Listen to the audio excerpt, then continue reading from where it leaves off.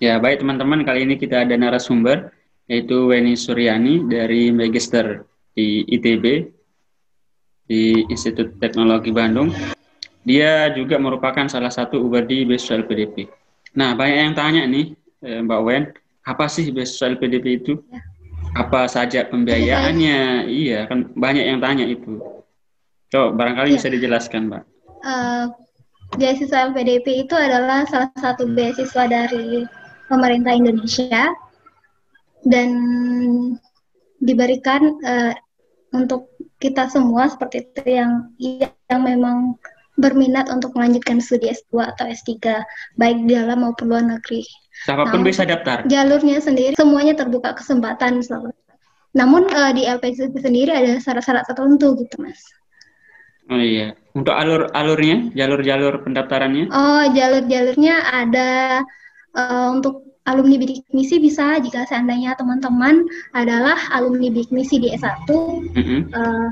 kemudian bisa jalur ternyata bukan bidik misi, bisa dari jalur reguler. Kemudian bahkan untuk disabilitas pun ada. Kalau misalnya teman-teman yang apa ya penyandang disabilitas seperti itu jangan patah semangat dulu karena ada kesempatan untuk teman-teman bisa melanjutkan studi S2 atau S3 seperti itu. Kemudian ada juga jalur untuk TNI, Polri, atau PNS, CPNS, PNS gitu. Ada juga jalur dari dokter spesialis, jadi seperti itu. Untuk Untuk saat ini pembukaannya kapan? LPDP, Waktu oh, pendaftarannya kapan kalau biasanya ya? untuk pembukaan. Nah, kalau untuk 2021 ini belum ada informasi resmi dari LPDP-nya seperti itu. Tapi teman-teman biasanya siap-siap aja. LPDP itu biasanya buka bulan-bulan Maret, April atau Mei kayak gitu. Nah, pagi saya dulu kami itu bukanya bulan Mei 2019 seperti itu. Jadi teman-teman harus siap-siap dulu berkas-berkasnya sebelum pembukaannya Nah, di apa saja sebelum LPDP dibuka. berkas-berkasnya? Nah, kalau Berkas-berkasnya? mau teman-teman oke, jadi kalau teman-teman tertarik mau studi lanjut dengan beasiswa LPDP, teman-teman dari sekarang harus siapkan uh, berkas-berkasnya seperti TOEFL.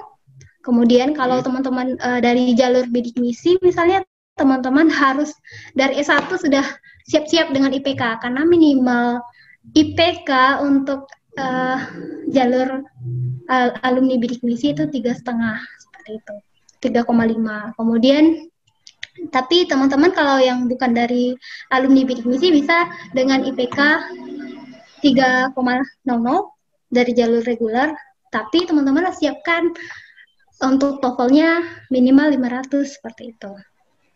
Nah, ada juga jalur afirmasi dari desa 3T seperti itu.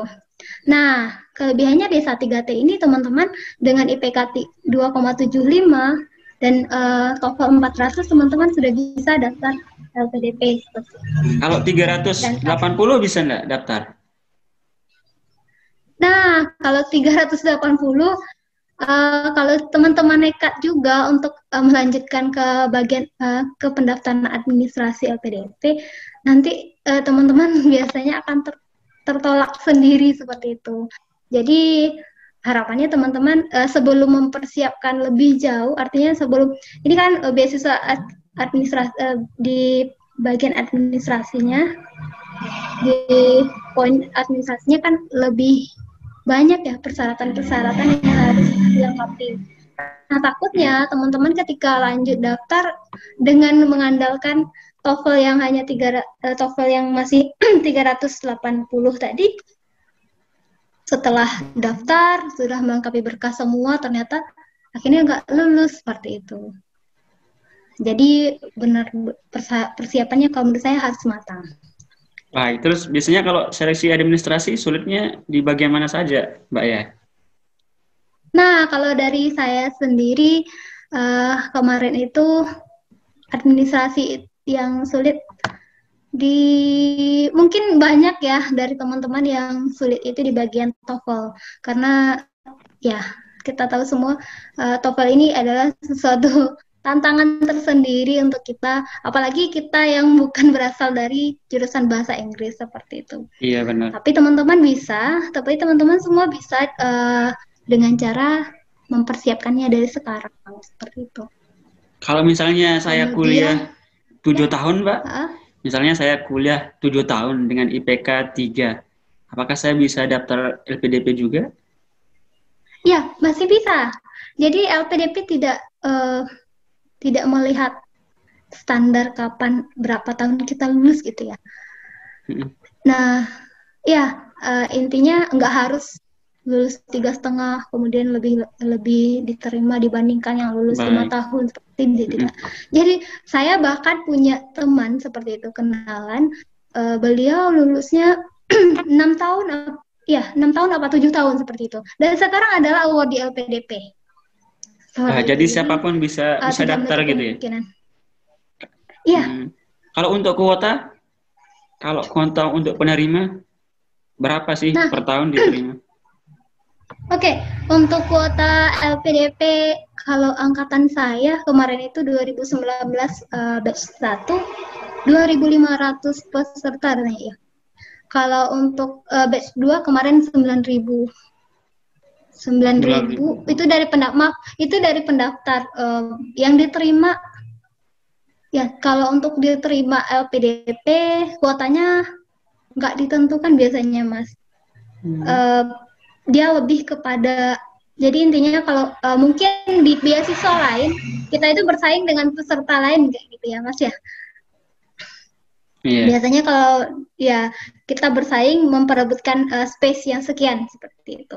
Jadi kalau untuk seleksi administrasi cuma butuh berkas-berkas tertentu lalu bisa lulus ya, tidak terlalu sulit begitu seleksinya. Iya, kalau untuk administrasi yang penting berkasnya lengkap, itu intinya. Baik. Terus untuk seleksi kedua apa namanya ya? Kalau untuk seleksi kedua ada berapa seleksi sih LPDP? Oh iya, seleksi kedua ada SBK namanya, seleksi berbasis komputer. Kenapa disebut berbasis komputer? Karena kita mengerjakan tesnya itu di komputer semua. Dari mulai ada tiga tes di bagian SBK ini. Yang pertama itu tes TPA, kedua ada soft skill, tes soft skill. Yang ketiga, gimana sih cara lulusnya TPA, tes SBK gitu aja dah.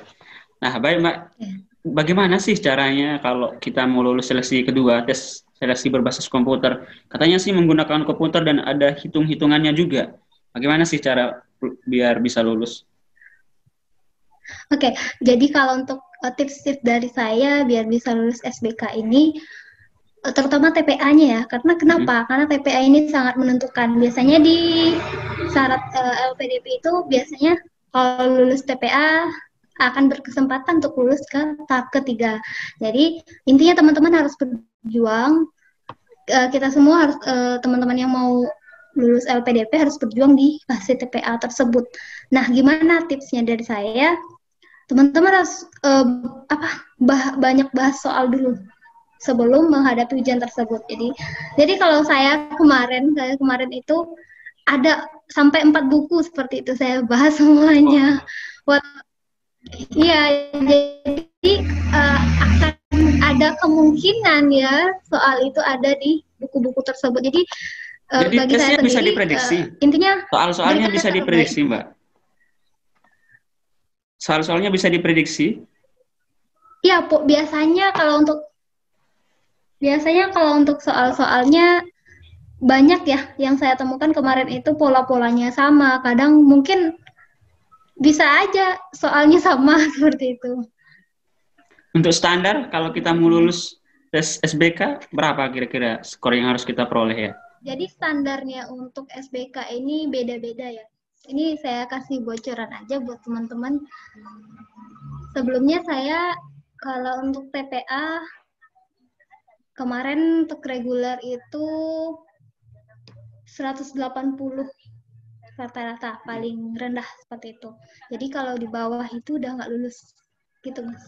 Jadi dan untuk luar negeri 195 dan di bawah itu waktu itu nggak lulus. Nah, kalau untuk afirmasi dalam negeri 100 dengan standar 150 itu udah lulus.